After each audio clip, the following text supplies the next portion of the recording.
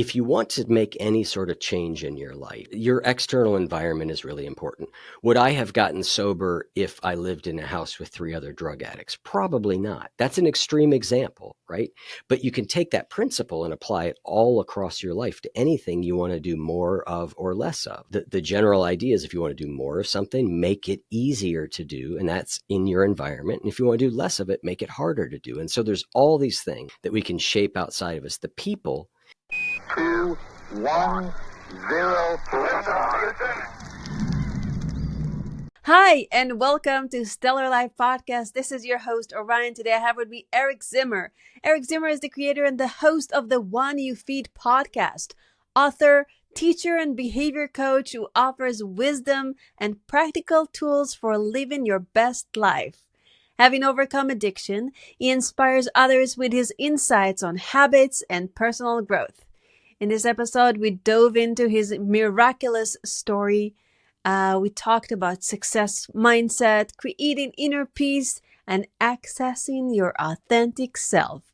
And now, without further ado, on to the show. Hi, Eric. Welcome to the show. Thank you so much for being here. Thank you. I am really happy to be here, and I appreciate you asking me on. Yes, thank you. Before we begin, you have a very intense story that led you to what you're doing today. Can you share a little bit about it? Sure. I think we're probably talking about when I was a 24-year-old homeless heroin addict, as sort of the sort of core thing that made me into who I am today.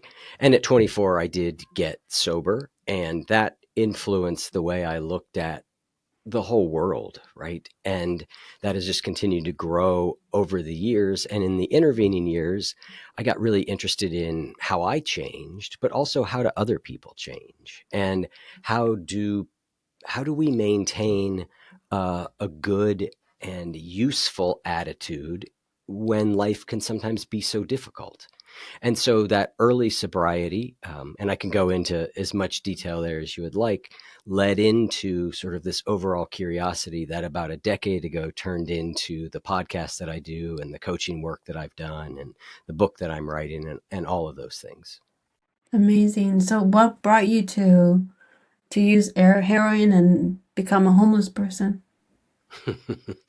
Well, let's see. That's a complicated story, and I don't think any of us know for sure how we end up in those circumstances. But I began to experiment with drugs and alcohol like most teenage people do.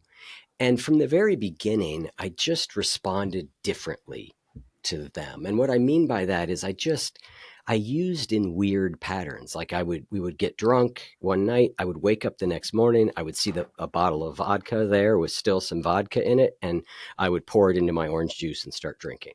I didn't drink all the time. Matter of fact, I even stopped for a few years, but I just drank strangely. And then at one point, my girlfriend started dating my best friend, and I was really struggling, and I started drinking again. And in that moment, it was just an answer for what was bothering me.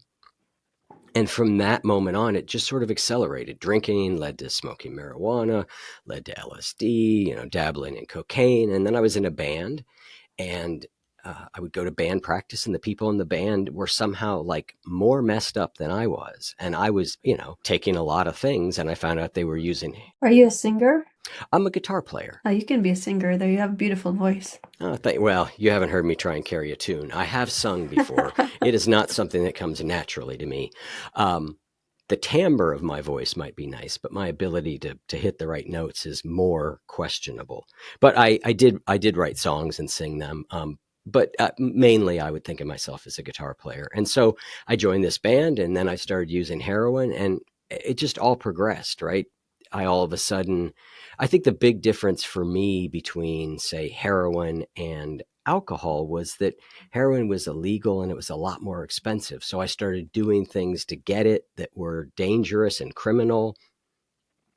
I didn't have the money to really pay rent or live anywhere. And it just sort of accelerated into the sort of worst things that addiction has to offer.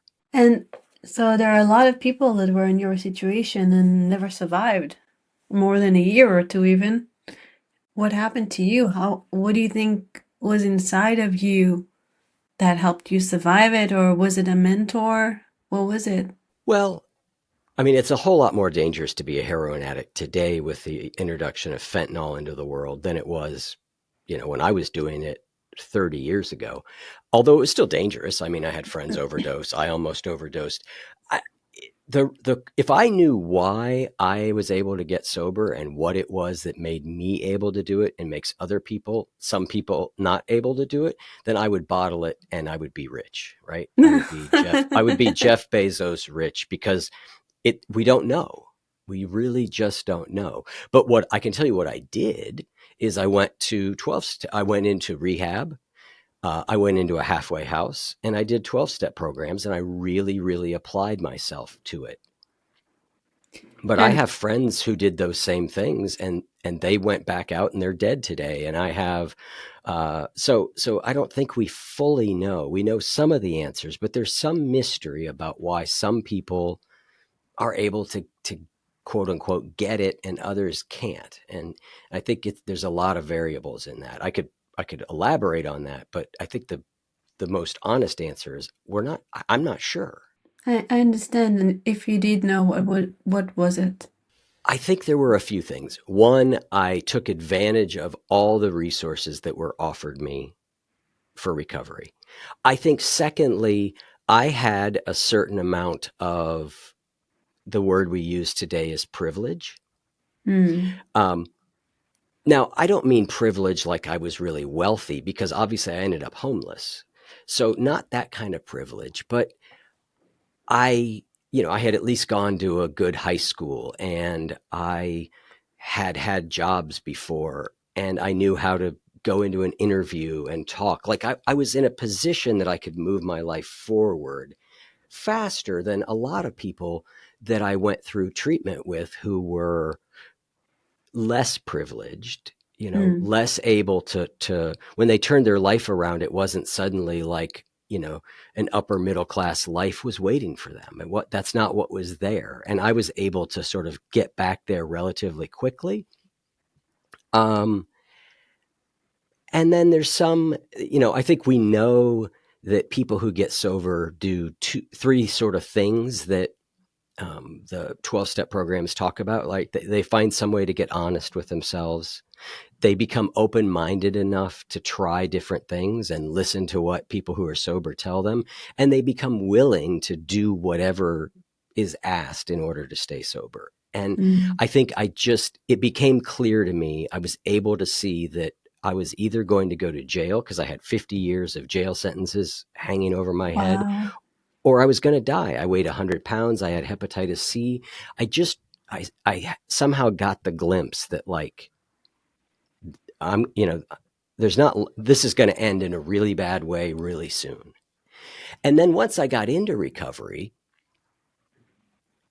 I started feeling better, and I started building friends, and my life got better. And so the two things that come together, I think we often talk about the bottom in recovery. People need consequences, and that's true. Why would you give up something you love if there wasn't like a good reason to? But at the same time, there has to be some measure of hope that meets to arrive that. And I had sort of both at the same time. I had the despair of the life that I was living, and I had the hope of a different life being possible. And it worked for me. Obviously, yeah. I'm glad it did. And um, what was the process of, after you have the hope, you got clean? When did the desire to help others show up, and how did you do that transition? Well, I think the thing about a 12-step program is that embedded in the heart of them is the idea that one alcoholic or addict is helping another, right? There's no leaders, it's all, everybody's an equal member of the program. And the people who have a little bit more time help the people who don't have much time. And there are things that need to be done in order to keep a meeting running. Somebody's got to make coffee. Somebody's got to open the doors. And so I was taught really from the minute I walked in that I needed to start being of service to other people immediately. Like, I Mm. may not have anything good to share with somebody, but I can make coffee. This was long enough ago. You smoked indoors. You could empty ashtrays, And then when I had a week, a month, 3 months, 6 months, 9 months, a year, there was always somebody coming in who it was their first day. And while I may not be in a position that I like become that person's sponsor, or I can share some of what has been working for me. And oftentimes when people are new, the person who's got 6 months seems a lot more relatable to them than someone like me who now has like 16 years. You look at that and you're like, that's impossible. Somebody with 6 months, you're like, hang on, how did you do that? Because I can't get a week. And so from the very beginning, I was just taught that serving others was important. And the 12 steps themselves emphasize this idea that we have to stop only thinking about ourselves. And ultimately, that's what addiction is. It's the ultimate in selfishness, right? It's all, I'm going to burn everything down just so I can feel different than I do. And so learning that trying to have a life that's based on just me feeling better is not a life that works. And so I learned that really, really early. Do you see that addiction as a gift? I do today, yes. I don't want to say that addiction is a gift for everybody, because for a lot of people, it kills them. And a lot of people spend a long, long time in misery and never get out of it. And a lot of Right. family members suffer terribly. So I don't want to say that addiction is a gift. No, not just in your story. But in my case, yes, I would say that it was a gift. I don't think that I would have figured out a lot of how to be a happier person if I hadn't had the addiction. And clearly I wasn't a well-functioning human if I ended up as a homeless heroin addict at 24, right? Like, I didn't have it all together. And I don't know how I would have figured any of that out. So in that way, and then it became the platform that I was able to use that experience to have a work life and all that that feels really meaningful and important to me. So yes, for me, it's a gift. It was a gift. Mm. What was a pivotal moment in your recovery? Well, it's interesting. I'm working on a book, and the premise, the working title of the book right now is How a Little Becomes a Lot. And it's this idea that little by little things change. So there are pivotal moments, and I'll describe one in a second, but I think it's important to note that pivotal moments don't mean anything if they're not followed by lots of other little moments that make that pivotal moment matter. So the pivotal moment for me, if you were going to film the movie of my life, there'd be a time where I went into a treatment center. It was winter in Columbus, Ohio. It was freezing cold. This treatment center was in an old tuberculosis hospital. I mean, it was a total dump. And like I said, I had about 50 years of jail time pending. I weighed 100 pounds, and I went into there. I just wanted to detox for a couple of days. I just needed a few days to try and be less dope sick. And they told me they thought I needed to go into longer term treatment. I'd been to treatment a couple times, short term treatment. And I originally said no. Now, what I look back and I can't imagine what I was saying no for. It's not like I had a thrilling social calendar I needed to get back to. But I went back to my room, and I just remember I had that moment. They call them moments of clarity and recovery. And I had that moment where I realized, like I said earlier, if I don't do something different, I'm going to go to jail for a long time, or I'm going to die. And I went back and I told them, okay, I'll go to, your long-term treatment. So that's a very pivotal moment. And like I said, there were a lot of moments that led up to that were really important. Lots of moments of me trying to get sober and failing, like all of those mattered. And then obviously that moment wouldn't be anything except another failure story if it wasn't followed by thousands of micro moments where I made the right decision, where I did the next right thing. And so that was one pivotal moment for sure. And there's been others along my journey, but that was a pretty pivotal one. But we Nice. tend to favor the epiphany over the steady ongoing process. And we tend to like the Hollywood story with the pivotal moments because it's more interesting. And then I had that moment, and God just showed himself to me, and yeah, I totally get it. Yes, it's much more dramatic. Yeah. Yeah, we like stories. Why did you start your podcast?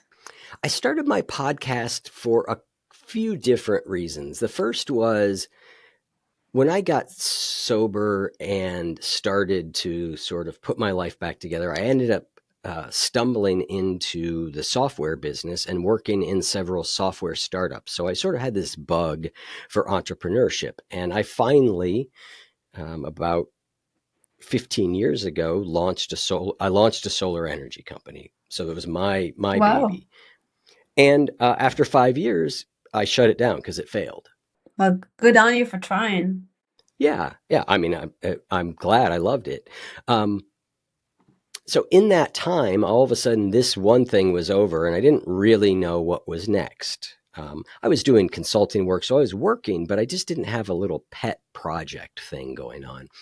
And I just got the idea for the podcast, and I knew I needed it. I was in a really difficult marriage at the time. I had stayed sober 8 years the first time off heroin, but had begun drinking again and had been sober for several years again at this point. But I just thought, if I talk to somebody every week about these ideas that matter, it'll help me deal with this marriage. It will help me with my sobriety. It'll just boost my emotional mood. Like, I really need this. And then the last reason was my best friend Chris was an audio engineer. And I thought, well, I can just ask Chris to do this with me, and it'll be a project we can do together, and we'll spend more time together. So those were really the reasons. And then I was sort of surprised when it it really kind of took off early on, and I was a little bit um, yeah, I was surprised, and then I started realizing, this actually also really helps other people, and then that became another real driving motivation of why I did it and continue to do it. So it started as a solo podcast. Yeah, I mean, it started kind of like it is today. It was me interviewing other people. My friend Chris was the audio editor, and helped me set up the sound and all that. And he's still with the project. He's still with it today. He still edits every episode of our podcast that you hear. So that idea of it would bolster and strengthen our friendship was absolutely true. Although we've had some interesting moments and challenging moments in between. But yeah, I started it and I continue to do it today. And then along the way, I began to I had people ask me, like, do you ever do coaching work with people? So I started doing some of that. I created a program called Wise Habits. I sold a book to a publisher. So things sort of started to layer on top of it. But the core of it is still very much what it was, a decade ago. It's me talking to people that I find interesting about topics that matter to me. And yeah, it sounds similar to my podcast, where I get to have amazing conversation with amazing people. Now, looking back 10 years, what changed? Like, how did you change? How did the podcast change for you? That's a great question. It's a really good question. I think there's a few ways I could answer that. The first is, I would say, when I started the podcast, I knew the type of guests I was going to have. I'd read many of their books already. I thought that it was going to be a podcast about how we need to really go internally and learn to manage our emotions and our thoughts and find inner peace and settle and get balanced. And it was going to be an internal journey. And what started happening, and it's particularly picked up in the last several years, is we now know more than we did before that, yes, going inside ourselves is important, and our mindsets and the way we view the world and the way we process our difficult past events or our trauma. Those things are all really important. And the external world makes a huge difference on the internal world. Oh, thank you. I'm everybody's talking about the internal world but yes, absolutely. Your environment is so, yeah, we can find everything inside, but we definitely get, life shakes us. Environment shakes us. Our friends shakes us. Something happened to someone we love. I don't know. It's hard to stay in the eye of the storm. 100%. I mean, I think there's a few things there. I think we know for sure that if you want to make any sort of change in your life, your external environment is really important. Would I have gotten sober if I lived in a house with 3 other drug addicts? Probably not. That's an extreme example, right? But you can take that principle and apply it all across your life to anything you want to do more of or less of, right? The general idea is if you want to do more of something, make it easier to do, and that's in your environment. And if you want to do less of it, make it harder to do. And so there's all these things that we can shape outside of us, the people. And then the other thing that I think is really interesting is something that what you just said there, which is that, life can shake us up. Something really difficult can happen. And there's this idea that we should just stay in the eye of the storm and remain calm and unmoved. Right. And I think that's a fallacy. I don't think that when we're talking about equanimity, which is a word that means, sort of that we stay right in the center and we stay really calm. I think that that's not natural or human. We're going to have strong emotion. We don't want to turn strong emotion off. But we do want to know how to deal with strong emotion wisely. So, for example, I'm in a relationship with somebody. We've been together a decade. It's a great relationship. But at one point in there, we had some turmoil and we split for a little bit. And I was devastated. And I think, and I was going to this therapist and he kept sort of making it sound like the reason I was devastated was because of issues in my childhood. And if I just resolved those. And I finally, at one point I said to him, let me ask you a different question. If I came into you and I said that my partner of X number of years just died, would you be telling me that I need to go examine my childhood? You'd be saying, of course you're grieving. Of course you're upset. That's natural. You want to work with that. And I'm not saying that some of the way I reacted wasn't a result of my childhood patterns and my attachment issues. Of course it was. But the point is that the way to be in that situation would not have been to be without grief. That's unnatural. Something that I loved was gone. The question, though, with emotion is what do we do with them ultimately? I think that's what it comes down to. And there are certainly ways of dealing with our emotions that lead us to A, not destroy the outside world around us as part of it, and B, allow those emotions to be processed and heal us and come out as a different person if we handle them positively. But to think that we're not going to be shook by life, I think is a real misconception.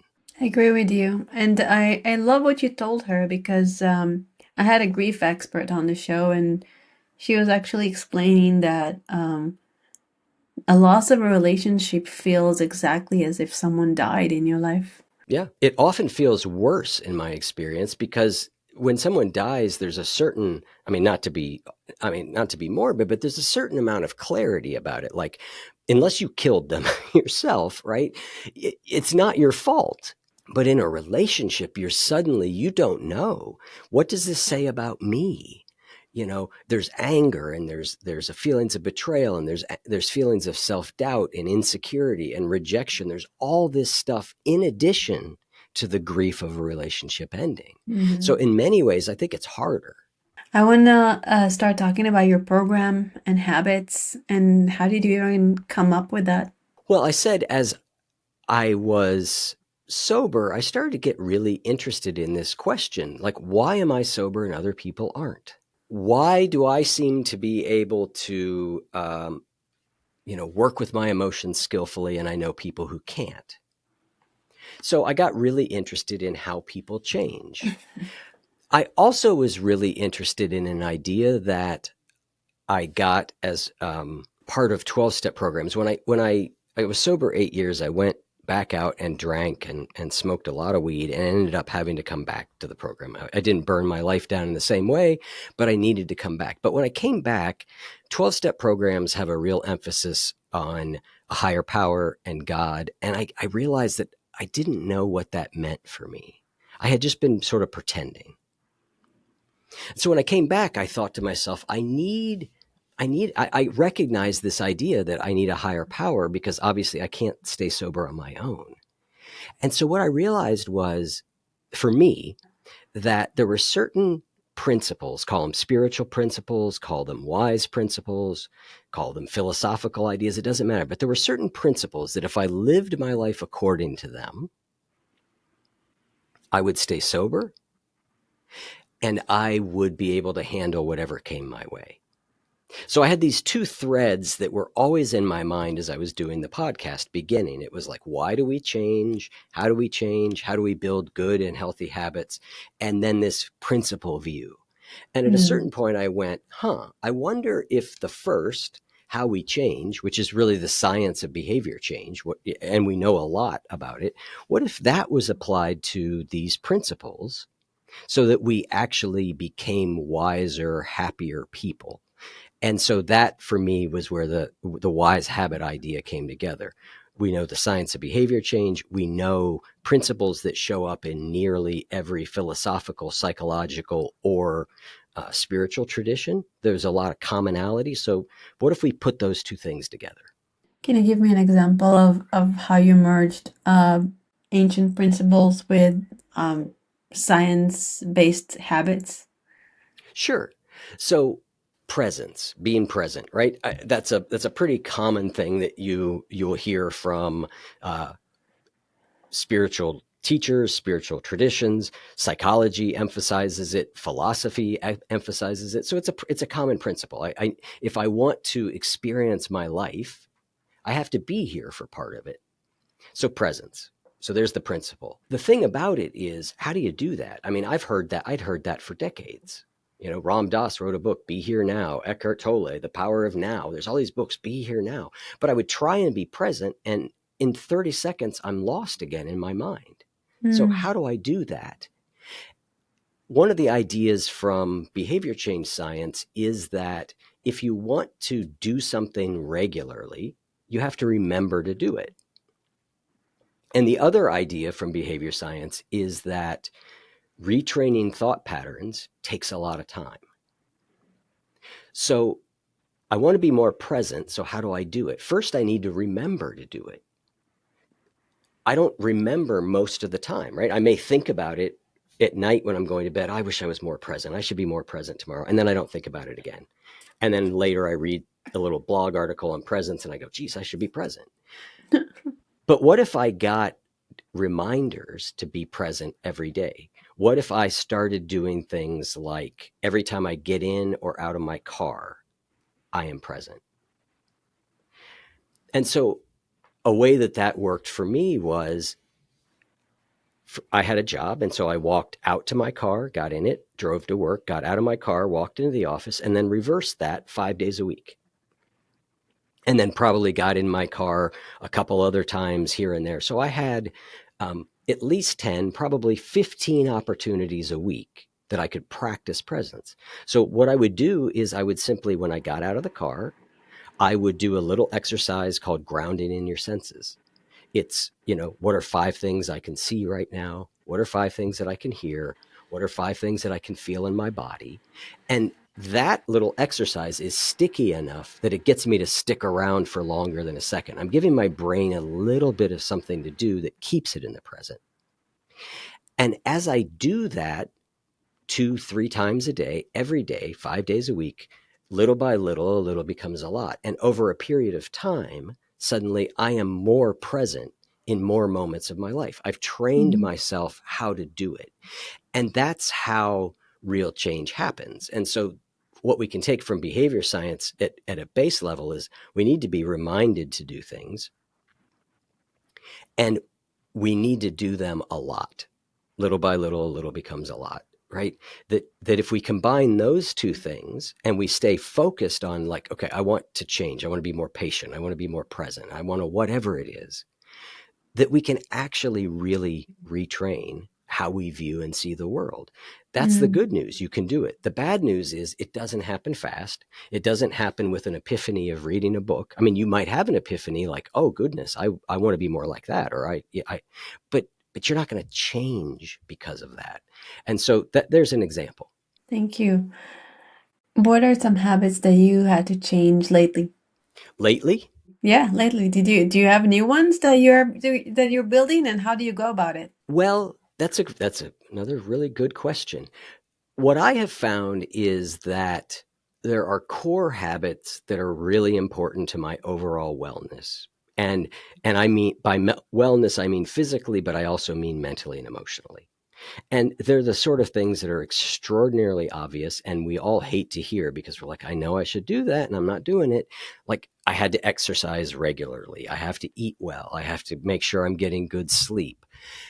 And so those things are, I would say that things that are that sort of big don't become habitual in the sense of like it happens automatically every time. They always take some amount of effort and there's always some amount of resistance. And we could go into why if you want, but assume that's true. That means that over time I stray a little bit on those habits. And so I'm in a consistent process of saying, oh, okay, yep, all right, well, I want to be moving my body every day, but a couple of days last week I didn't because I spent too much time working and okay, that's fine. Happened last week, but I don't want it to become a habit. So I'm always adjusting those things. And then I frequently am looking at my thought patterns and I'm saying, okay, what's the way of thinking that is problematic to me right now? And how can I retrain that thinking? And that's a lifelong process, right? I think that's a lifelong process to keep doing that. So I feel like I'm always sort of tinkering around with that as well. But generally, my overall habits of eating well, exercising, meditating, some of those core things generally are on track. It's just more I just have to steer them a little bit and make sure they stay that way and make sure that if they fall off, like I go on vacation, that when I get back, I'm able to start back up. And there's a lot we know about how to keep things like that working and what to do when they stop working. And that's a big part of the work that I do. Nice. And what are some of the most profound habits that you established that helped your business? To help my business. Yes, for your business. Like being an entrepreneur is hard. You got to have a lot of discipline, and therefore you have to create good habits, right? Yeah. I mean, I'll tell you the single, probably most useful habit that I have is that I really try and block time for specific things. And then when Mm. that time is there, I really try and do it. So, for example, I've been working on a book and the first draft is due to the publisher in April. And so, in order to write a book, you have to have a fair amount of focused time. So, I have a little just routine I do. I have a little timer. I set it for 30 minutes. I put on the same playlist. It's sort of my productivity playlist. It Mm. primes my brain. Like, okay, now we're in focus mode. Put my phone on do not disturb. I use technology like the self control app on Mac to block me from places I don't want to go. And I try for 30 minutes to stay in that piece of work, not come out. And if I come out, I have a little, I mean, I use technology to help. I have a little thing that will tell me when I'm in one of those focus blocks, it'll tell me, hey, you're in email. I don't think you're supposed to be in email right now. And I'll be like, oh yeah, I forgot. Come back. So I would say for me over the years, that's the most important thing for me is because a lot of us tend, and I do this too, we work in sort of a jumble, meaning I'm checking email and I'm kind of preparing for that interview. And oh, yeah, I need to update that. And oh, geez, I have a presentation to deliver this weekend. So I'm working on that for a minute. And then I remember, oh, I wonder if that email got replied to, right? We're in this jumble. And for me, I have found it to be A, way more effective, but B, also more enjoyable for my mental health and my feeling like I got something done to approach my work in that type of way. So I would say that's the main habit. Nice. What do you do for fun? Well, I play guitar. I like it. I read fiction. I do indoor rock climbing. I love to walk outdoors. My partner and I watch, good TV series on Netflix. I think those are, and then I love to travel. I was fortunate enough to spend 3 months in Europe last fall, so I also like to travel. That's beautiful. And do you take enough time to do the fun things, or are you busy all the time? No, I take enough time. I several years ago I hired a business coach who was really useful to me, and the thing he really helped me figure out was like, okay, we're going to work on building this business, but let's make sure we build the business that you actually want, that supports your life, not the other way around. And so I really gave a lot of thought to the fact, like, I don't want to work Mm. weekends and I don't want to work most nights, and I want to be able to take time off, and all of that has been a process. I remember when I originally, this is sometime in the last decade, I'm terrible with time, where I decided, all right, I'm actually taking weekends off. Up till then, I just thought, well, I work a couple hours on the weekend, no big deal. My work is kind of in my life, but I got clear and I was like, you know what? I actually want some time off. And the more that I did that, the more I found I wanted it. And so then that built to, my epic thing. I remember when I was like, all right, I'm taking a week off, was a big deal as an entrepreneur. And then I got to a point where I was like, I'm going to take 2 weeks off. And it felt like I was doing the craziest possible thing you could do. And I did it. And then I was like, I want to take a month off. And along the way, my coach had taught me to think about, how do you build the business in a way, if that's what you want, how do you build a business that you can do that in? And so I just am really fortunate in that. But no, I do not work all the time. I take time off, and I find that um, I really love it. I enjoy it. And it turns out to be good for the business. It turns out Yes. ultimately for me to be good for the business, because I come back energized and recharged and ready to go again. Yeah, it's good for everyone, I'm sure. Yes. What are your three top tips to living a stellar life? Oh boy. I'm going to give you my three top tips for me. But one of the things that I've learned over doing this for a little over a decade, but having been in recovery for lots of years and having coached, hundreds of people from around the world and have hundreds of people go through my program, is that my three top tips may not be yours, because we're different and people are different. And there is not such thing as a one size fits all approach to living a good life or a stellar life, I don't think. So I think it's nice to have a menu of things and learn what kind of works for you. So one of them for me, though, and I mentioned, is movement. I just recognize that vigorous exercise is it's my key foundational wellness habit, meaning it gives me more energy. It helps me deal with depression, which I've dealt with kind of my whole adult life. It makes me happier. So it's very foundational for me. Like, it's the most important one. If you said you could only do one thing the rest of your life to manage your mental health, what would it be? I would say I'll take exercise over everything else. Yeah, I agree with you. I used to be a personal trainer a long time ago, and I also read somewhere that they had a a group of people on Prozac and another group on exercise, and after 3 months, they all got the same results as far as happiness. But the ones that exercise didn't have the side effect; they had the physical benefits as well. Yep. I think I've seen that study, and there are other studies similar to it. And I would caution that, if somebody has serious clinical depression, doing a 30-minute jog a couple times a week is not going to solve the problem, right? Like, the antidepressants have a place. Serious intervention has a place. Antidepressants have played a big role in my recovery from depression. And exercise absolutely has been proven in lots of different ways, lots of different times, to help with mental and emotional health. So for me, it's really important. Someone else might say, you know what, exercise is good, but boy, if I don't get enough sleep, I'm a basket case, right? So that might be theirs. But I do think, yeah, I agree with you. What you said was good. On the somebody needs the medication, yes, and that's it. I do believe everyone can benefit from it. Anyone, just moving your bodies means moving your emotion, means moving your mindset, like even like stepping forward gives your instead of sitting gives your brain the signal to step forward and improve your life.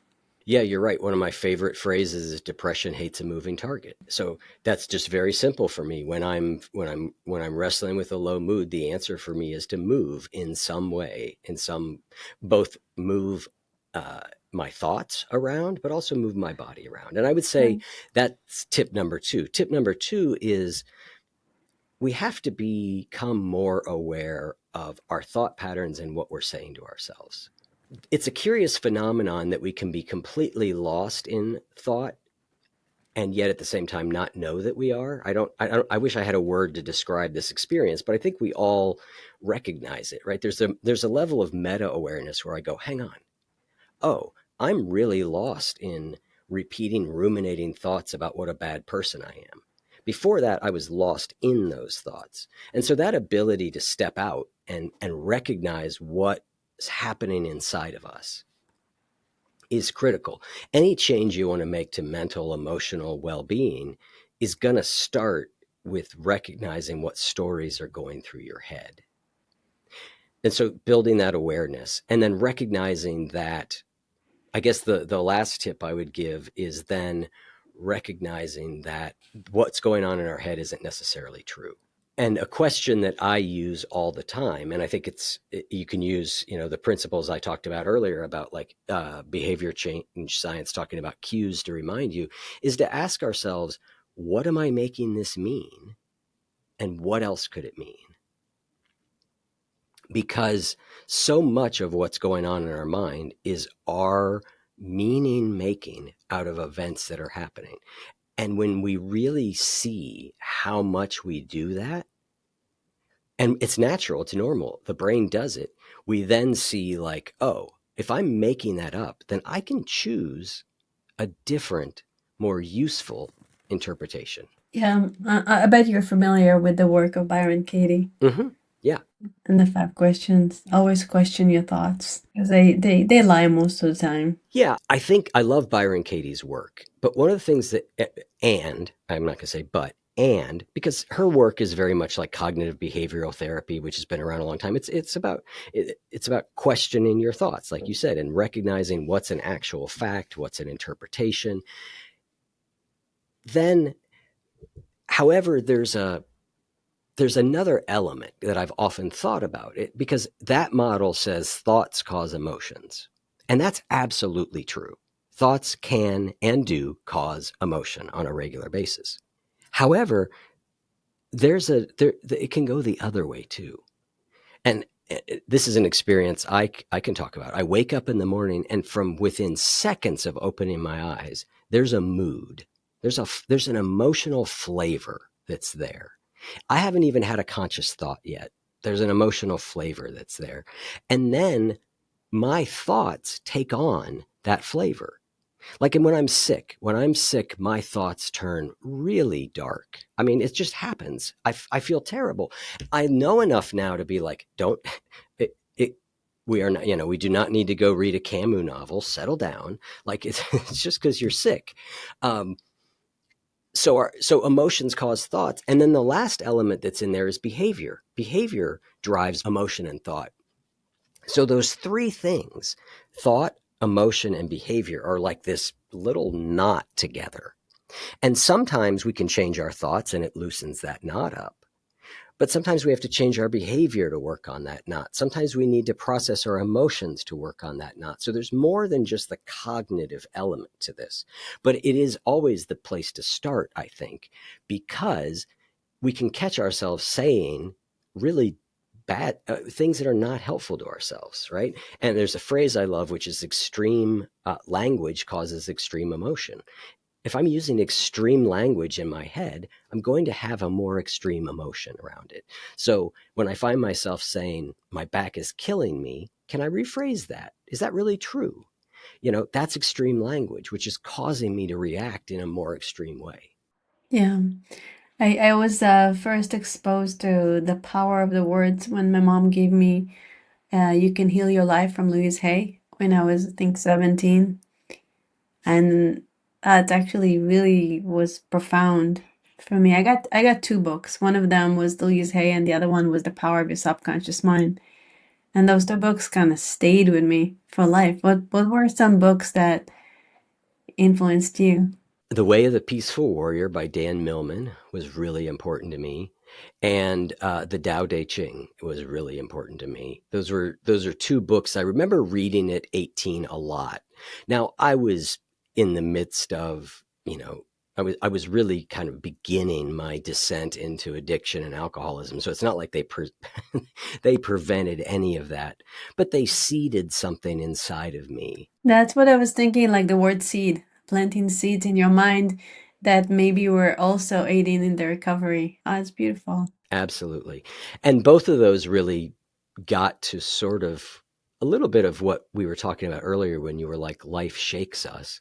What I got from reading those things was there was a way to be okay, even if life threw really difficult things your way. And I was a depressive teenager. I was reading Camus and existential philosophy. And, so I was pretty clear that life can be really difficult already. I was kind of an old soul already, but this idea that like, oh yeah, that's all true. Did you have long hair? I did, yes, absolutely. And I listened to a lot of punk Long rock hair, music. guitar, Yep, philosophical, yep. and kind of like Listening to gloomy. punk rock, absolutely. I am that cliche. Yep. That's amazing. That's amazing. Well, thank you so much for being here.